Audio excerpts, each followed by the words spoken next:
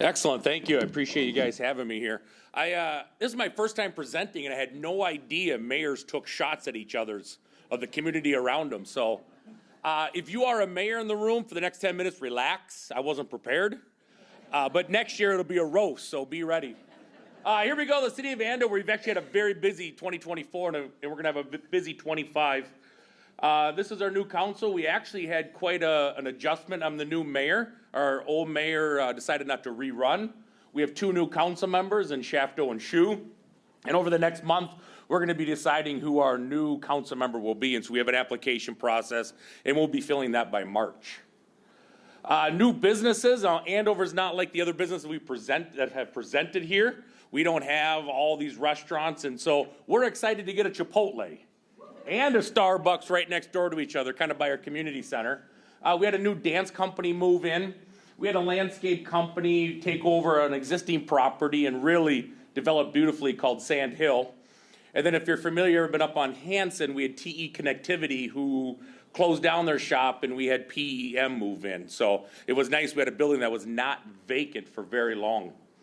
Andover, as you know, is a big residential community, and we are constantly building new homes and new developments. This is the field of Winslow's Cove. This is right off Prairie. It's going to be about 383 units, different housing styles.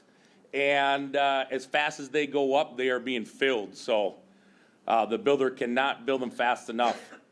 On the north side, up by the old Peterson Farms, we have the Legacy at Peterson Farms, which is a really gorgeous development. All the lots are anywhere between about 1.5 acres to 4 acres. With gorgeous scenic bluffs, not bluffs, but it drops down and it's, I'm not sure, it's beautiful. I'm not sure the right term there. And so that's going as well. And here's just a quick look at all of the developments happening in Andover.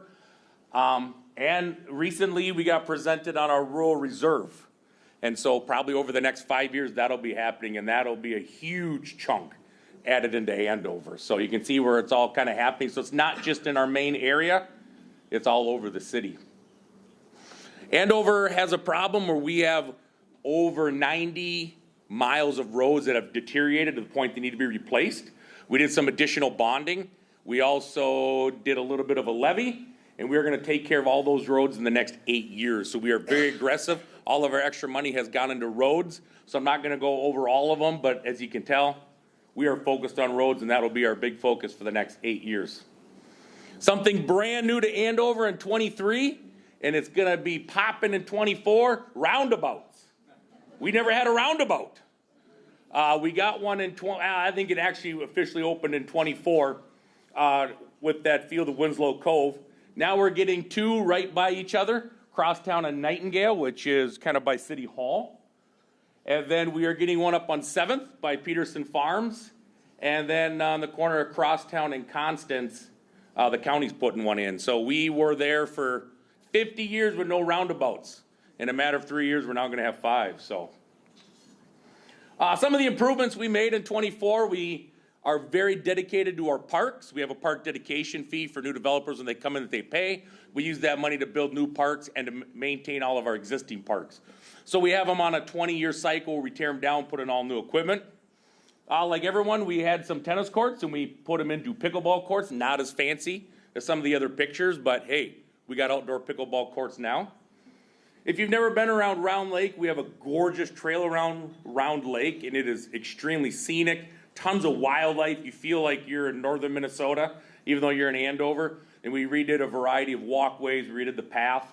And then we put in a big shelter at our Pine Hills North. We put this in, even though we are spending what we're spending, Andover is still the 6th lowest tax city in Anoka County, something we're very proud of. Now with regards to other things that have happened, and I'm sure you heard about a water issue in Andover over the last couple of years. This area, which is just north of Bunker Lake Boulevard, all had private wells. And about 3 years ago or so, it was noticed that they had 1.4 dioxane in their wells.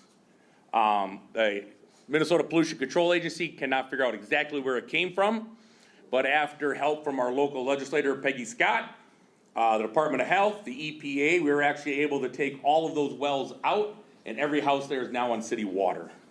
So they had not been on city water Every time we redid the roads, the cost, just they didn't want to do it.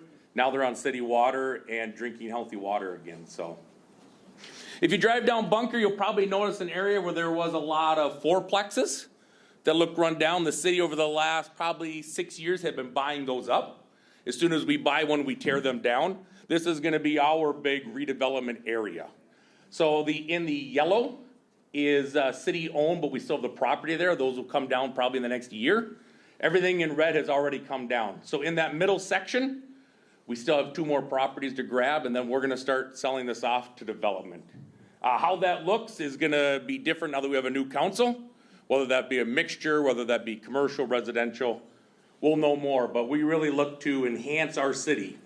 One of the things about Andover, majority of our population lives along Bunker Lake Boulevard, so people are really asking for restaurants there and more amenities there, so we're hoping that this will get us there. We do have our Veterans Memorial Wall. It's not full yet, so if anybody wants to honor a veteran from the area, you're more than welcome to contact the city and get a plaque up. I think it's $300, $400, something like that. And you get a permanent plaque up with their name, their title. It is a phenomenal facility. We had a local resident donate the statues. It is just a really cool place right off of Nightingale and Veterans Memorial Boulevard.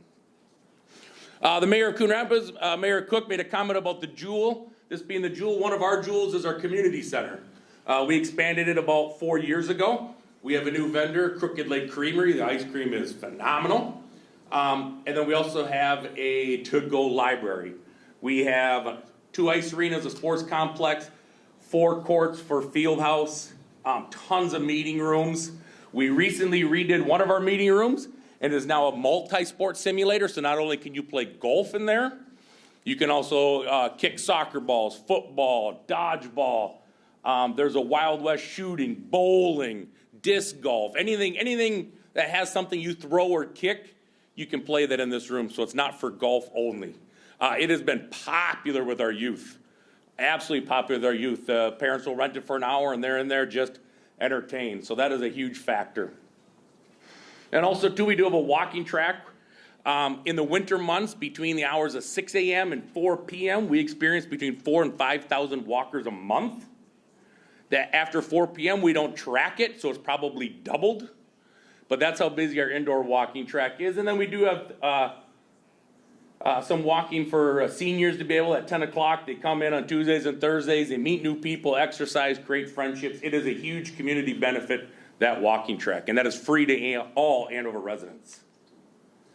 Like most communities, we did a tree lighting. This is our 2nd year of our tree lighting. The North Suburban Home Show is a very big home show for us at our community center. That'll be March 8th, 8 to 2.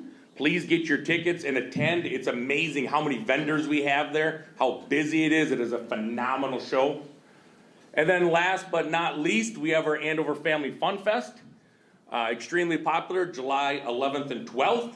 And we, instead of the carnival rides and all that, we do inflatables. There's usually 35, 40 inflatables. The kids get their wristbands, and you don't see them for 6 hours, so. Well, I know where my kids are for that time, but others might not. With that, thank you very much. I appreciate it.